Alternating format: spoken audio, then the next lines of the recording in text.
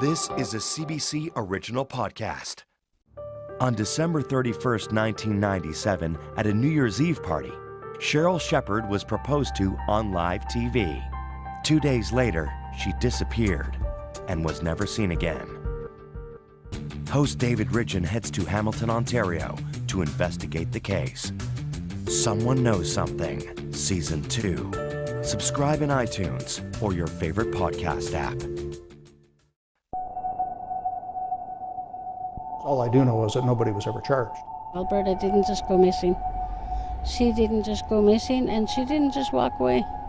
She knew the person, she trusted the person. You still feel like people are afraid? Probably, it's been really hard because some of our immediate family members were a person of interest and suspects in being involved with Alberta that night. Were you afraid to go to the police? Yeah, I just had to be quiet. And I was like, oh my God, what have I done here? We really just want to get your side of the story. We're doing the story about Alberta, and we really want to hear from you about her last night. Can you tell us anything about it? Was she at your house? I'm Connie Walker, and this is Missing and Murdered: Who Killed Alberta Williams, a podcast and CBC News investigation.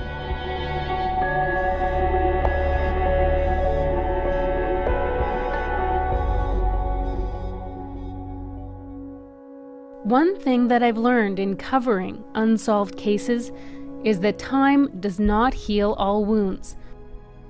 No matter how much time has passed, the families of missing or murdered women still agonize over the loss of their loved one and never give up on finding justice. I'm sure that's true for anyone grappling with such a horrific loss, but for Indigenous families, there's another layer of injustice. A society that for a long time has been indifferent. It's really only been in the last few years that these stories have been deemed newsworthy. Now journalists and Canadians are paying attention, and it's been the families of missing and murdered women and girls who have pushed their stories into the spotlight. Every day I picture her walking out that door, calling out to her, "Make sure you come back before your curfew." She said, yeah. And those were the last words I said to her, and she left from this house. Myra Anderson lost her 15-year-old niece, Leah Anderson, in 2013. I first heard about Leah's story after Myra posted a photo to Facebook. It was a picture of Leah in front of a Christmas tree at their home in God's Lake Narrows, Manitoba. Right next to her face, it read, "Hi, my name is Leah. This picture was taken a few weeks before I was murdered. I loved everything about my life. Please help my family find my killer." Myra posted that photo because she was desperate to get some attention. She hoped it would help pressure police to work harder to find Leah's killer. It's like on my mind every day, like who could have done this? Do I see this person? Is he around here? Do they have a suspect at all? I wonder if this is the day they'll make an arrest. Tootsie Tuckerow also wonders when that day will come. Her daughter Amber Tuckerow's remains were found outside of Edmonton, Alberta, in 2012. Tootsie doesn't know how her daughter ended up there. The only insight she has comes from a recording of Amber's last phone call. Yo, where are we going? No, this is Are you kidding me? This audio was released by police 2 years after she disappeared. They were hoping to identify the man Amber is with in the vehicle. You better not be taking me anywhere I don't want to go. I want to go into the city. She thinks she's going into Edmonton, but it becomes clear that is not where he seems to be taking her. Yo, we're not going into the city, are we? No, we're not. I have nightmares about that. As much as my heart's broken, as much as I want my girl back, it's not about me, it's about Amber. This is about Amber, right? And to get justice for Amber. Myra and Tootsie are not alone in their grief. CBC News has a database of over 250 cases, all unsolved. We've interviewed over 100 family members. Our profiles try to show who these women and girls were and illustrate just how much they are loved and missed, and try to bring some attention to their stories. Alberta's story wasn't really reported on when it happened. There were a few pictures in the paper when she disappeared, but no one interviewed her family or her friends at the time. CBC has had a station in Prince Rupert for decades, but there's nothing in their archives about Alberta. The first mention I could find about Alberta in any of our archives is actually from 2010, when her sister Karen took Alberta's photo to a march in Vancouver to raise awareness about the Highway of Tears and missing and murdered Indigenous women. Demonstrators demanded a public inquiry into a horrible reality. Hundreds of cases of missing and murdered. She was the kindest, politest person. She wouldn't hurt a fly.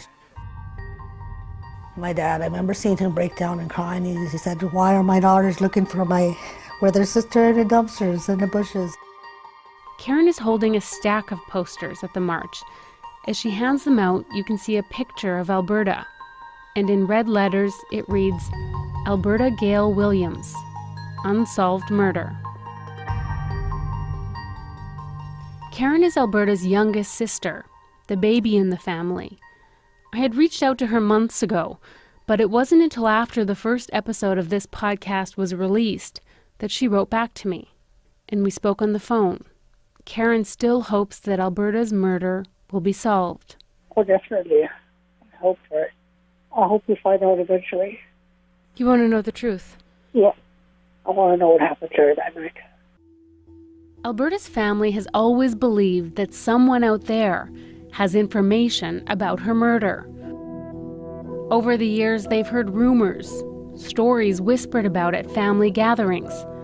One rumor in particular bubbled to the surface the day before we were due to head back to Toronto. Alberta's aunt Donna Marsden called us. She said years earlier, at a family gathering, a distant relative named Amanda said she saw something suspicious the weekend that Alberta disappeared. Her mom told her, "You need to go to the police and tell them." But she said, "I don't want to do that because I don't want nothing to happen to your sister Rosie." She was afraid for my sister if she spoke out. Amanda is our relative. I was encouraging her too to go to the police, and I told her that they would protect my sister, but I don't know if she went. Just a reminder, Donna and Rosie are sisters, and Rosie is married to Jack Little. Donna said she didn't have a number for Amanda, but that she would try to track one down for us. My producer Marnie and I went back to our hotel and called Alberta's sister Claudia. We wanted to know if she had ever heard this rumor before.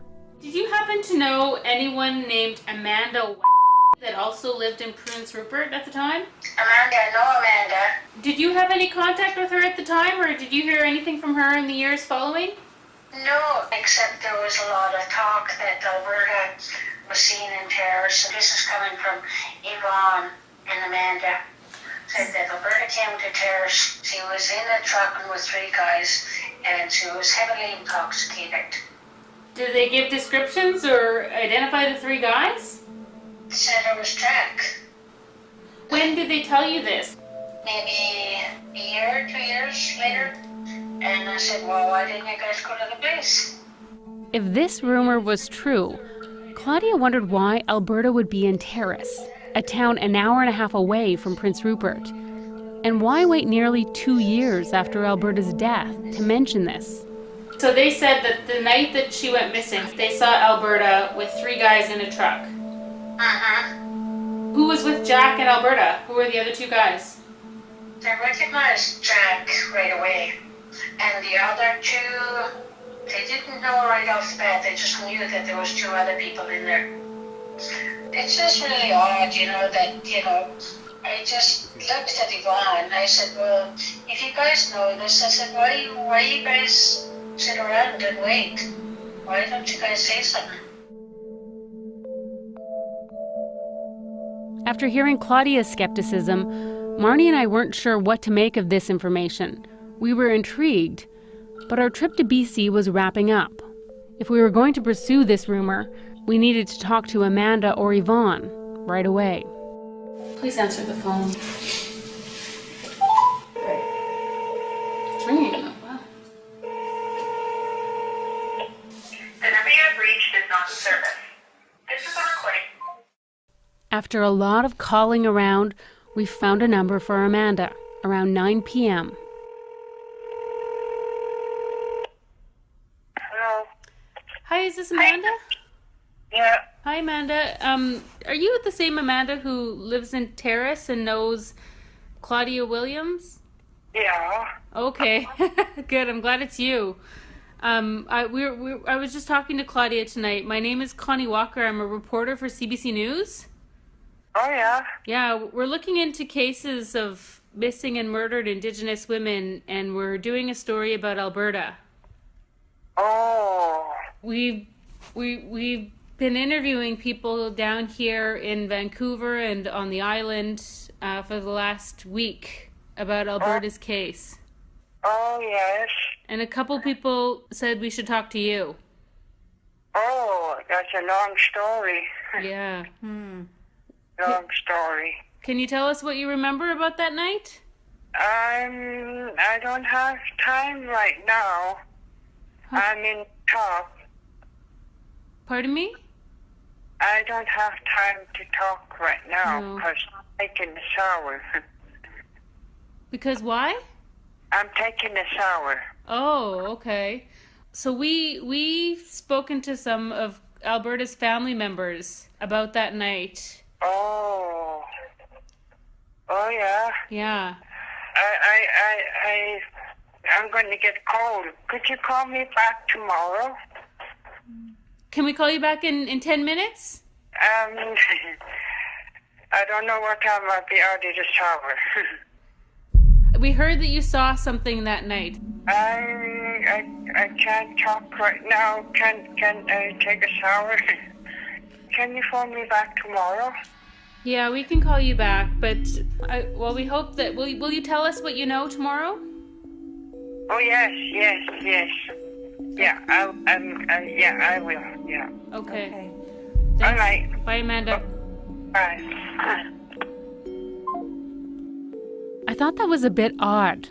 A reporter calls you to talk about an unsolved murder, something you've said you might know something about, but you can't talk because you're in the shower? Who answers their phone in the shower? I wondered if Amanda just didn't want to talk to us. We tried calling her again the next morning. Hi, we're not home right now. Please leave a message and your phone number and your name. Okay, and we'll get back to you. My name is Connie Walker. We spoke last night. I'm calling from CBC because we're doing a story about Alberta Williams. Our flight back to Toronto was that afternoon. We only had a limited time to verify the rumor that Amanda may have seen Alberta in Terrace after she disappeared. Donna said Amanda's sister Yvonne was also with her and that she might have information.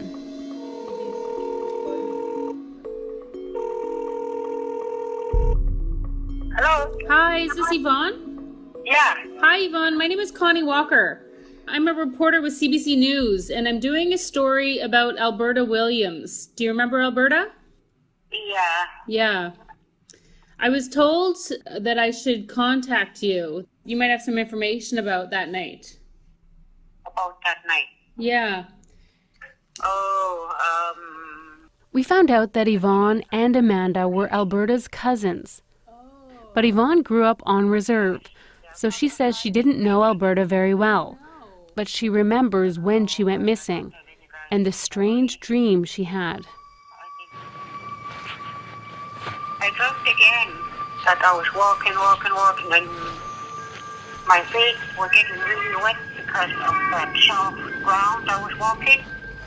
And I saw this big guy walking in, he had Alberta in his hand.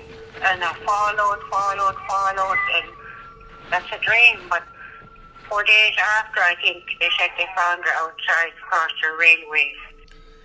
When you say she left with 2 guys, was that in your dream? No. The best person you could be talking to are the sisters of Alberta, because they knew who she left with. Oh yeah, no, we spoke to Claudia and... It wasn't Claudia. Who? It was, Karen? No, Kathy. I think they call her Kathy. She lives in Rupert. Is Kathy related to Alberta?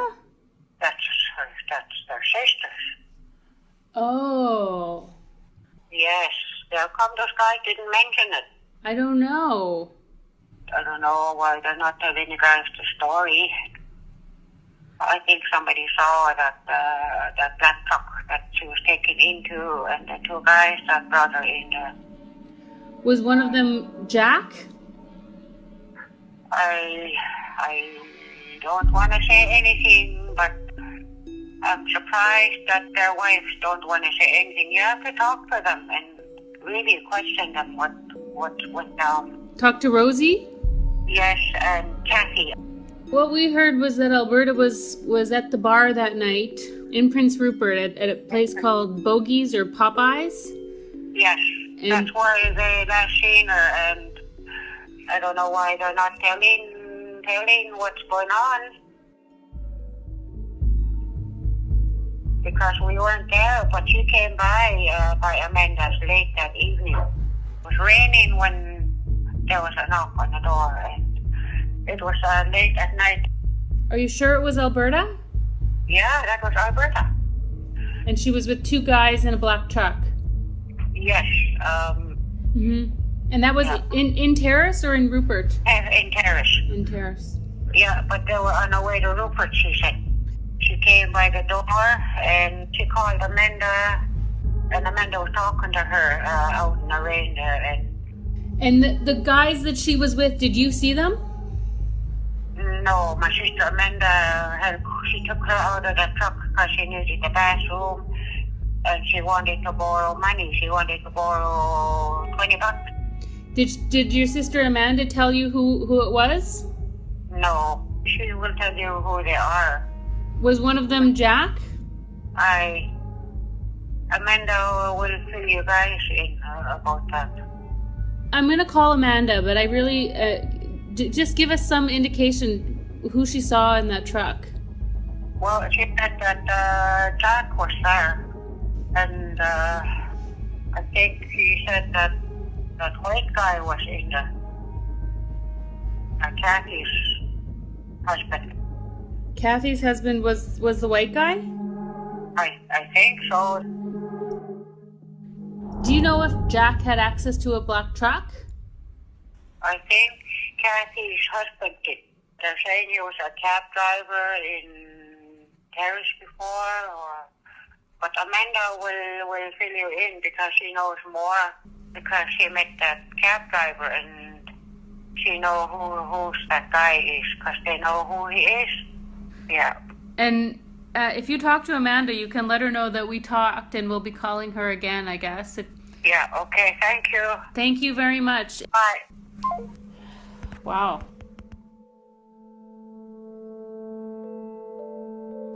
We got off the phone with Yvonne more confused than ever. Alberta was seen with 2 guys in a black truck. She has a sister named Kathy that we didn't know about. Why would she have been in Terrace? Who was this cab driver? Did police know about this rumor? Had they ever investigated another possible suspect? And if it was true, how would it fit in with their suspicions about Jack? Claudia said Amanda saw Alberta with 3 guys in a black truck, but Yvonne only saw 2. Which was it? We really needed to talk to Amanda. We tried calling, but again, there was no answer. We called Claudia back to ask her if she had a sister named Kathy. Hello. It's Connie. Hey, how are you? How are you? Do you have a minute to talk? Yes. Okay, great. Do you have a sister, Kathy? I do. Kathy's from Prince Rupert, and she lived with Jack and him at one time, long time ago. She was the one that was saying, oh, the police are doing their job and all that. You know, she's not much of a person to, you know, try and get answers. So that's Kathy. Was she there that night? For some reason, I don't think she was there. I think she was having a lot of problems. She had a boyfriend at the time, Ken. Oh, Ken? Ken Collinson. Collinson? Yep, and Ken was the one that had a little black truck at the time. And was he white? Yep. He was her boyfriend, but you don't remember them at the bar? No, I don't remember them at the bar. But I know that Ken and Kathy were having a lot of problems. If they were together at the time, I'm not too sure. But I know that there was a lot of talk about the black truck and that's what came to mind, was that little black truck. They had a little black truck. We wondered why Claudia never mentioned Kathy before, or why she never pointed out that Kathy's boyfriend was a white guy with a black truck. Remember that there was always a mysterious white guy in a pickup truck that Jack told police he saw Alberta with that night, but police never believed his story. So Ken could have been at the bar that night, you're not sure if he was there or not? He could have been at the bar that night. Prince Rupert is a very small town. Everybody knows what everybody's doing. And you think that he was a friend of Jack's? He was a friend of Jack's. How do you know? Because I've seen them, you know, in Prince Rupert, you know, there's not a lot of people to make friends with in Prince Rupert, only your circle of friends, which were there during the summer. Jack and Ken's friendship, I know that they were friends, but I didn't see Ken at that table.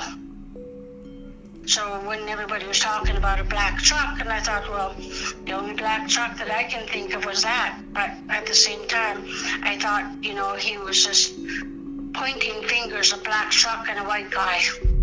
Claudia has always wanted to find out the truth about Alberta's murder. She's heard a lot of speculation over the years, but she wasn't always sure what to believe. People reach out and they say, you know, I'm so sorry about your sister and all of that. And I said, yeah, well, you know what? The pain is there. It's never going to go away. It makes me angry that people don't talk. She meant something to me. She was somebody. And Devon and Amanda were saying something about, oh, yeah, she was in a black truck and she showed up in Terrace. And I said, well, you need to go to the police with that. Then I seen them again. I said, so what happened? Did you talk to the police? And they go, no. And I said, we're scared. I know that they were talking about a black truck and there were some guys in there with Alberta. And where Alberta's body was found, it's between Terrace and Prince Rupert, right? Yes. Do you think Kathy will talk to us? Of course she will. Kathy will talk, but again, to approach Kathy is kind of weird because, you know, she's like, well, the police are doing their best. So that's her way of dealing with it, I guess. She'd rather not be, you know, thinking about it every day, maybe. All right, thanks very much, Claudia. We're going to try to get in touch with her right away. Thank you very much, Claudia. Thanks, Claudia. Okay. If I remember anything else, I'll definitely text you or call me. Sounds good. Thanks. Okay, thanks. Bye. We tried calling Kathy immediately, but we weren't able to reach her. Now we had a tough decision to make. We were supposed to fly back to Toronto in a few hours. But now we had more questions than answers. We had enough to do a short news story.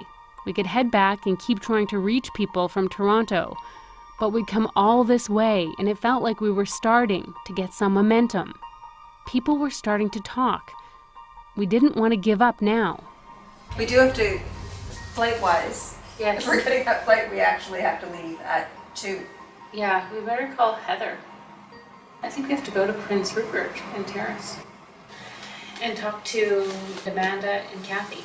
We called our senior producer, Heather Evans, in Toronto CBC News. and decided to change our plans. Instead of going back to Toronto, we would fly north to Prince Rupert to track down Amanda and try to find out if there was really something behind this story of Alberta and 2 or 3 men in a black truck.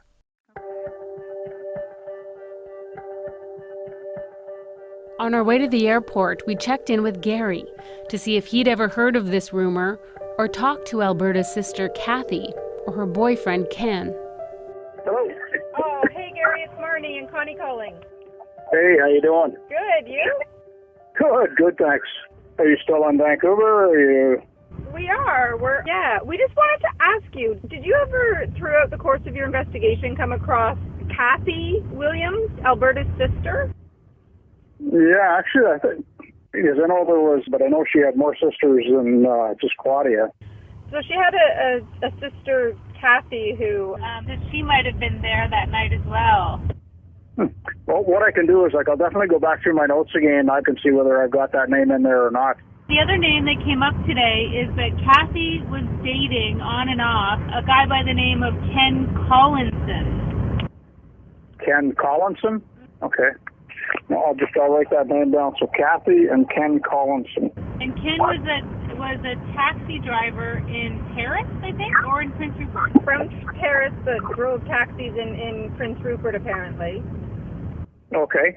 And then, the other thing is that he may have driven a pickup truck to Paris that night, and Alberta may have been there. Yeah, like I say, that certainly doesn't ring any bells at all. But like I say, I'll certainly check out those names for you, though. Okay. So you are heading back tonight, then?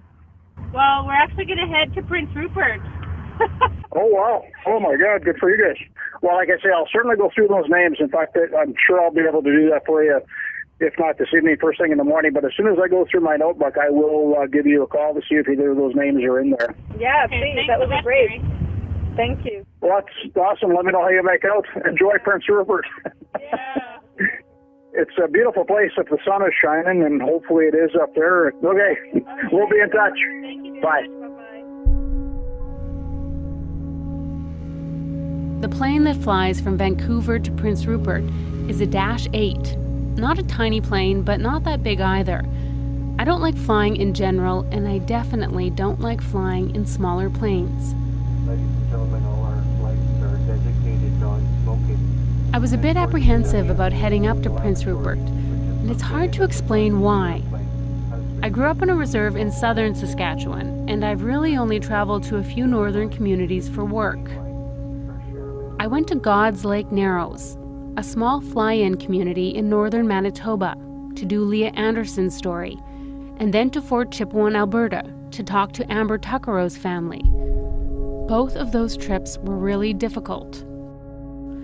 Diving deep into a community to talk about an unsolved murder would be stressful anywhere, but there's something about northern communities, surrounded by wilderness, that adds to the tension.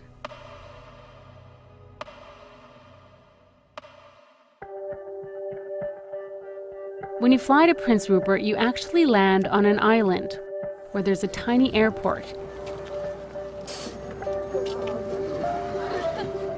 After you collect your luggage, you get on a school bus. It travels on a gravel road for about 10 minutes. Then the bus drives onto a ferry and heads to the mainland. We got off the bus during the short ferry ride. The sun had come back out just in time for the sunset, and it was gorgeous. An orange light reflected off the water to the west, and we saw misty mountains covered in trees to the east. When the ferry docked, the bus headed toward downtown. I looked out the window as we drove past houses and apartment buildings. Many of them were run down. It was clear this was no longer a boom town. The bus dropped us off at a small terminal. Our camera guy Harold went to get the rental van, and Marnie and I waited for our luggage. While we were waiting, Marnie decided to head outside to check things out. She noticed a taxi stand just outside the terminal and a cab parked right in front. She went up to the driver and started making small talk. I just walked up to him and I just said, hey, we don't know Prince Rupert. We just got here. Do you know where Bogey's or Popeye's is? And he pointed up the street. He said, yeah, right by that red building. But he mentioned that he'd been driving a cab in Prince Rupert for over 30 years. And I said, oh, do you remember a taxi driver named Ken who would have worked here like around 30 years ago? He said, yeah, I know Ken. Ken still works as a taxi driver here. And he's in taxi number 9, and he works the 11 to 11 shift. He's working right now. I couldn't believe it. I mean, we had no idea if he was even still in town, and to find out not only is he there, he's driving a taxi still. We know the taxi number and his shift. So, yeah, I was shocked. Our first instinct was to try to talk to Ken right away and ask him about the rumor. Did he have a black truck in 1989?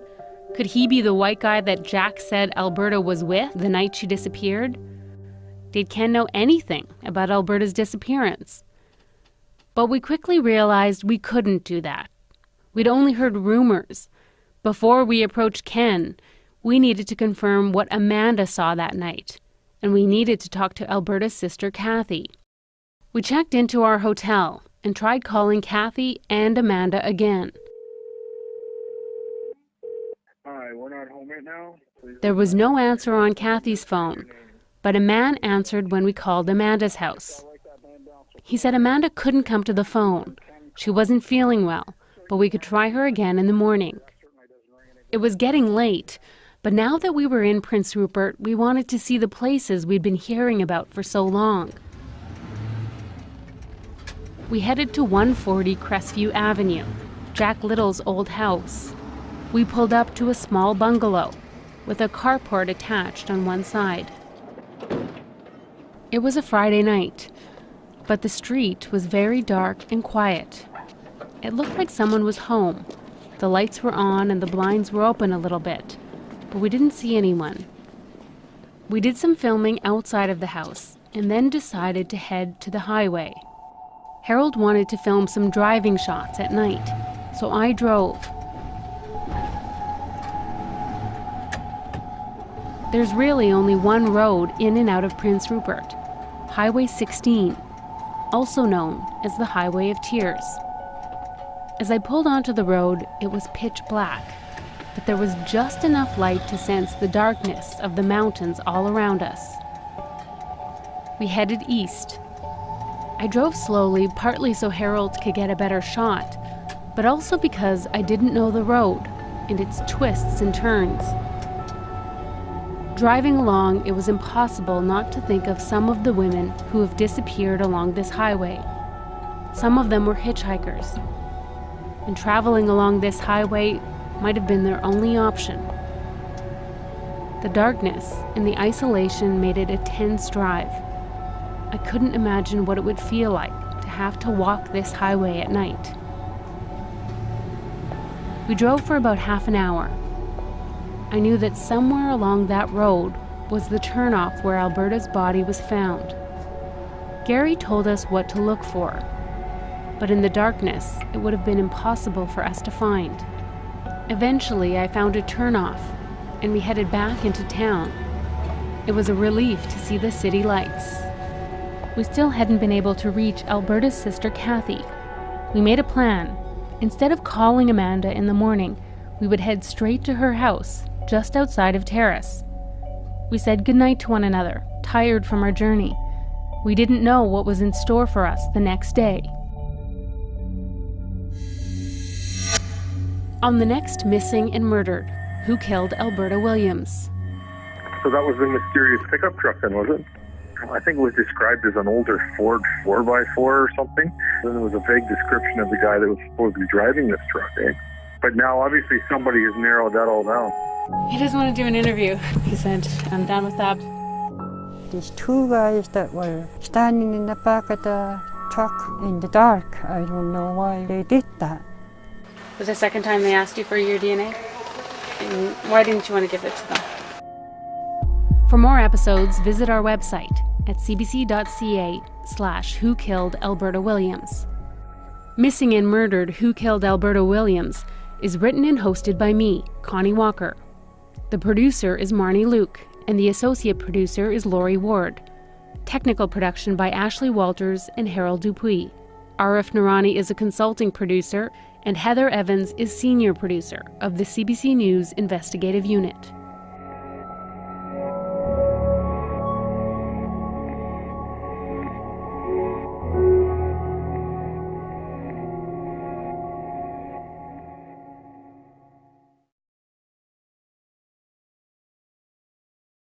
For more CBC podcasts, go to cbc.ca/podcasts.